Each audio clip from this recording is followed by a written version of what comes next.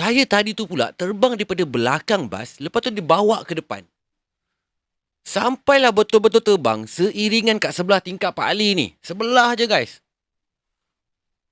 Korang tahu apa yang Pak Ali nampak dekat cahaya tu sebenarnya?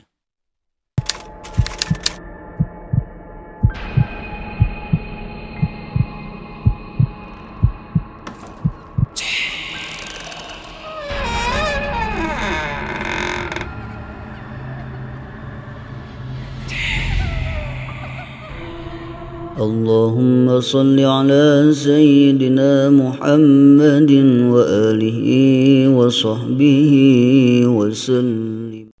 Bismillahirrahmanirrahim. Allahumma salli ala Sayyidina Muhammad. Assalamualaikum warahmatullahi wabarakatuh. Salam sejahtera, salam satu Malaysia dan salam satu Nusantara. Welcome back guys to channel Anas Rahmat dalam segmen Malam Mistik. Nama aku, yang mana tak kenal aku ni Anas Rahmat, your storyteller. Sebelum aku nak start ni, aku nak ucapkan terima kasih kat semua yang bantu aku subscribe channel aku ni. Yang aku hari ni dah capai target aku iaitu 5k subscriber. Thank you guys. You are awesome. Rasa hebat pula kan. Baru 5,000 dah rasa hebat dah. Tapi tak apalah, syukurlah. Aku tetap syukur juga. 5,000 ke, 500 ke, 5 ke. Semua tu aku tetap syukur. Okay. Baru-baru ni aku ada pergi jalan-jalan dengan anak bini aku. Aku terjumpa satu kumpulan amat ni lah. Lelaki dengan perempuan ni. Dia fan aku. Dia ajak aku selfie sama masa tu. Tapi aku lupa pula nak tanya nama dia siapa. By the way guys, kalau tuan punya badan ni, tengok cerita aku ni, aku minta jasa baik kau tu. Kalau lah kan, kau posting gambar aku kat sosial media korang tu, tolonglah letak hashtag Anas Rahmat ataupun hashtag Malam Mistik. Kalau boleh dua-dua sekali lah. Anas Rahmat dengan Malam Mistik. Supaya aku senang nak repost balik kat sosial media aku. Apa pun aku nak ucapkan terima kasih lah kat korang yang tegur aku bila jumpa aku. Korang tu semua, yang mana kalau ternampak aku kat tepi jalan ke, kat tengah jalan ke, tu tegur-tegur lah kan. Manalah tahu kalau aku boleh belanja korang coklat ke, aiskrim ke kan. Okay, stop dulu pasal cerita yang tak ada kena-mengena dengan cerita yang bakal aku nak sampaikan sekejap lagi ni. Okay? Cerita kali ni adalah berdasarkan pengalaman seorang brother ni yang hanya nak dikenali sebagai Pak Ali. Kisah pengalaman hidup dia berdepan dengan perkara-perkara mistik ni masa dia masih lagi belum pencen dan memandu bas di kawasan Jalan Pantai Timur. Ada 3 pengalaman yang dia kongsikan. Dekat Jalan Lebuh Raya Karak, Jalan Genting Sempah tu, Jalan Bukit Bauk, dan masa dia dalam perjalanan ke Sungai Koyan. So ada 3 cerita lah. Okay, sebelum aku nak sambung cerita aku ni, seperti biasa guys, aku nak minta jasa baik korang yang belum subscribe channel aku ni. Please hit the subscribe and like button tu. Jangan lupa tekan loceng sekali kalau korang nak menerima notifikasi daripada channel Anas Rahmat ni guys. So, aku pun tak nak membebel panjang-panjang. Jom layan cerita ni guys. Okay, let's go.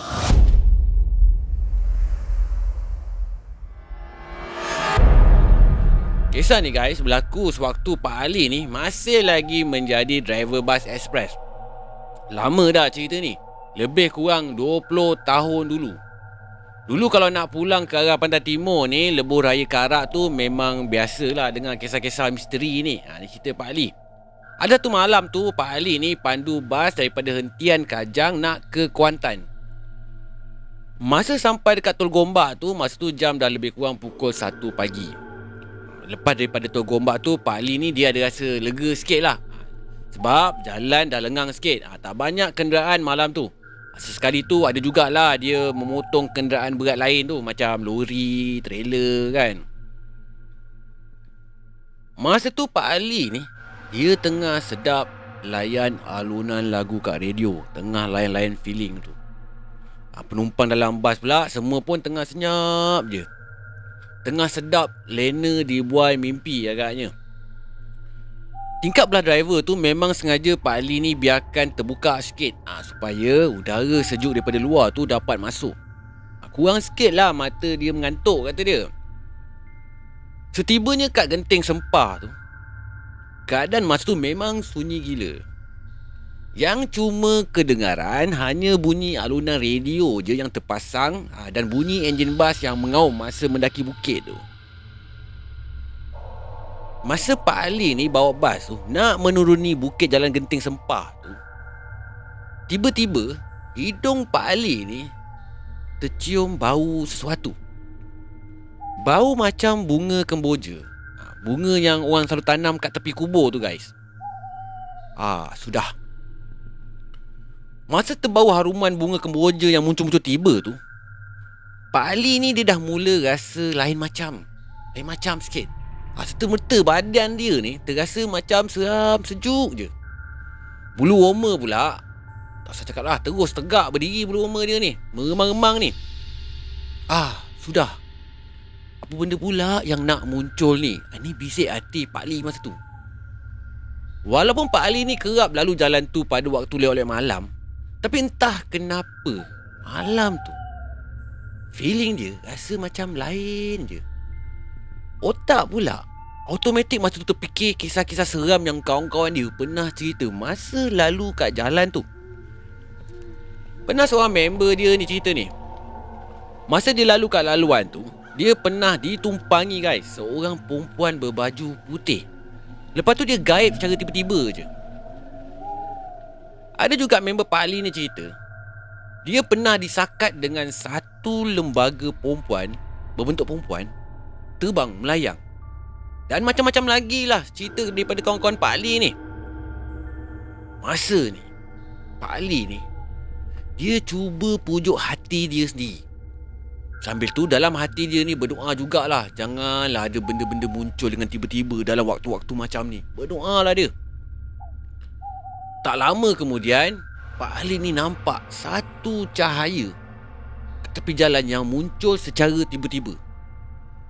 Cahaya tu warna dia ke kuning-kuningan.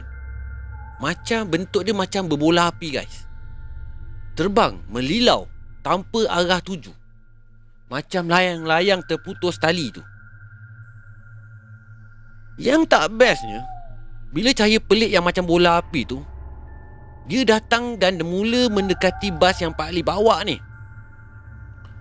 Bola api tu terbang beriringan guys. Beriringan dekat sebelah kanan bas ni. Seiring. Masa ni perut Pak Ali ni dah kembang kecut dah. Badan dia pun dah mula rasa seram sejuk dah. Bulu roma tak usah cakap lah, dah terpacak-pacak habis dah ni dah. Meremang-remang ni. Memang Pak Ali agak takut masa tu. Tapi guys, nak tak nak suka ataupun tidak, dia kena kawal pemanduan dia juga kan. Kalau tidak, tak pasal-pasal bas yang dia bawa tu boleh terbabas babe. Penumpang dalam bas pula, dia tak tahu sama ada nampak ke atau tidak apa yang Pak Ali nampak masa ni. Cahaya tadi tu pula terbang daripada belakang bas, lepas tu dibawa ke depan. Sampailah betul-betul terbang seiringan kat sebelah tingkap Pak Ali ni. Sebelah je guys. Korang tahu apa yang Pak Ali nampak dekat cahaya tu sebenarnya? Sebaik je cahaya tu betul-betul dekat sebelah Pak Ali ni, cahaya pelik tu yang tadi tu berubah bentuk pula. Dari satu cahaya kuning jadi seperti macam hantu penanggal. Dengan rambut dia ni menggebang-gebang, usus dia pula terborai. Penanggal. Allahu Akbar. Elok je makhluk tu terbang beriringan sebelah Pak Ali ni lah. Masa ni guys, Pak Ali dah menggigil dah. Seram dia, tak usah cakap lah macam mana rasa dia. Tak sanggup dia nak toleh 2-3 kali nak tengok benda tu. Tapi daripada iringan mata dia ni, daripada macam ni lah sebelah ni, dia dah tahu dah makhluk tu elok je terbang seiring kat luar bas ni. Betul-betul kat sebelah Pak Ali ni. So macam-macam ayat lah dia baca masa tu. Tapi dalam hati lah, dia tak nak bising-bising. Sebab dia takut terkejutkan penumpang yang tengah tidur ni. Kalau ada penumpang yang nampak nanti, lagilah bertambah kecoh jadinya kan. Lebih kurang 5 minit makhluk tu terbang kat sebelah Pak Ali ni. Sampai kat satu selekor ni, barulah penanggal ni terbang ke arah lain dan gaib macam tu je. Punyalah lega Pak Ali masa ni. Nasib baiklah dia kata dia boleh kontrol lagi driving bus masa tu.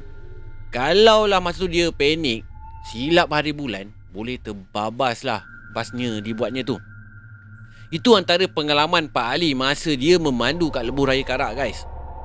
Tapi sebelum kejadian tu, Pak Ali ni pernah juga kena sakat dengan benda-benda macam ni. Tapi masa tu bukan penanggal, guys. Tapi spesies hantu lain kata dia. Pak Ali ni ingat lagi masa tu, dia tengah pandu bas daripada Kuantan nak ke Kuala Terengganu melalui jalan Bukit Bauk. Waktu malam juga masa tu. Sampai je kat satu kawasan ni, macam nak luruh jantung dia bila tiba-tiba, guys, muncul satu makhluk yang betul-betul dia rasa seram. Yang entah daripada mana datangnya makhluk ni, terbang daripada arah depan bas, lepas tu melekat dekat depan cermin bas ni. Memang terkejut gila Pak Ali masa ni. Nasib baik benda serba putih tu melekat dalam beberapa saat je sebelum terbang semula dan gaib macam tu je. Memang berderau gila lah jantung Pak Ali masa ni.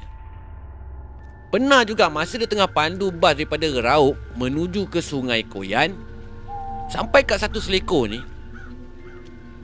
Selekor ni kedudukan dia dekat Felda Tersang dengan Sungai Koyan. Tengah sedap-sedap Pak Ali ni fokus dengan driving ni, dengan driving bus ni. Tiba-tiba dia ternampak satu sosok badan orang ni, kelibat seseorang ni, tengah berjalan terhuyung hayang kat tepi jalan tu, guys. Bunyinya macam normal kan bila ternampak orang yang jalan terhuyung hayang kat tepi jalan waktu-waktu malam ni. Mungkin dia mabuk ke, tak pun dia sakit mental ke kan. Tapi yang buat jantung Pak Ali ni macam nak gugur, kelibat orang yang berjalan tu tak ada kepala, guys. Tak ada kepala. Bajunya pula penuh warna merah macam berlumuran dengan darah. Sudah. Masa nampak kelibat tu, Pak Ali tahu dah yang confirm kelibat tu bukanlah manusia. Tu mesti saja je muncul nak menyakat ni, nak menakut-nakutkan manusia yang lalu kat kawasan tu. Kalau tak kuat semangat Pak Ali masa tu, ataupun mudah panik, memang boleh terbabas lah bas dia. Itu yang banyak kemalangan yang meragut nyawa kat situ.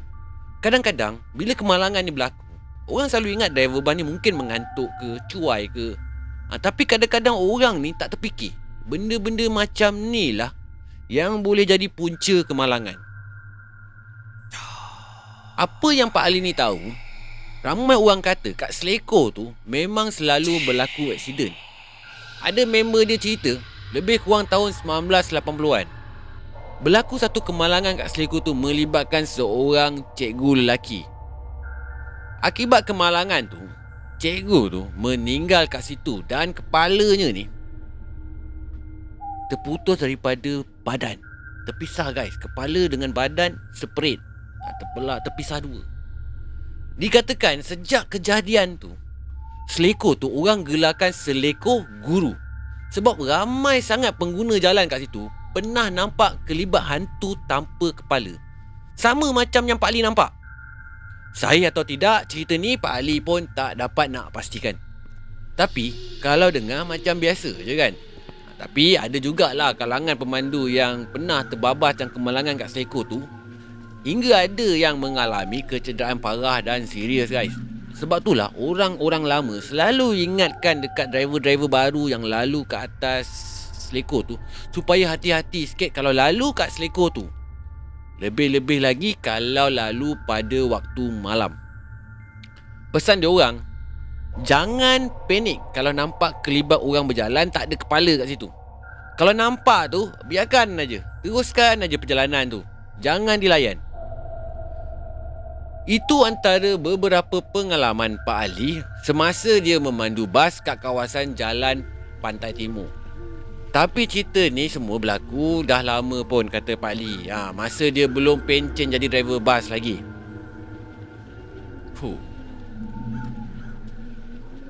Kalau cakap pasal driver ni, tak kisahlah driver bas ke, driver lori ke. Kalau kerjanya atas jalan ni, jadi pilot ni, pilot jalanan ni, memang inilah pengalaman yang akan dilalui.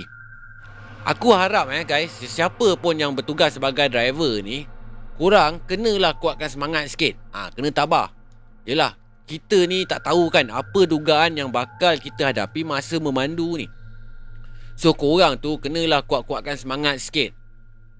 Aku ni cakap kat korang pasal kuat semangat, macam beria je. Kalau kena kat batang hidung aku pun belum pasti lagi aku boleh handle situasi macam ni. Aku pun tak tahu. Apa pun, aku doakan semua abang-abang pilot darat ni sentiasa dimurahkan rezeki dan sentiasa dilindungi olehnya, insyaAllah. Okay guys, sama-sama guys doakan kat abang-abang pilot kita ni. Aku yakin lah guys, kalau kita ni kerja dengan ikhlas, insyaAllah balasannya juga akan berlipat ganda. So berlapang dada je guys, insyaAllah. Okay guys, sampai sini je Malam Mistik kali ni. Sebelum tu aku nak minta korang tolong sikit. Jangan lupa follow channel Instagram dengan TikTok aku guys. Okay, follow lah sekali segala social media aku ni. Aku dah tinggalkan pun linknya dekat bawah ni. Aku dah tulis dah, tinggal tekan je. Okay. So, bila korang dah follow aku di social media, so korang boleh lah tahu update dan info channel aku selalu. Dan yang paling penting sekali guys, tolong subscribe channel aku ni, channel Anas Rahmat ni, supaya channel aku ni mampu berkembang dengan lebih pesat lah. Okay, sehingga kita berjumpa lagi di Malam Mistik yang akan datang dalam channel Anas Rahmat.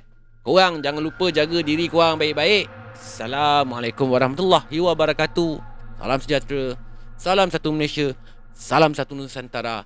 Goodbye. Malam Mistik.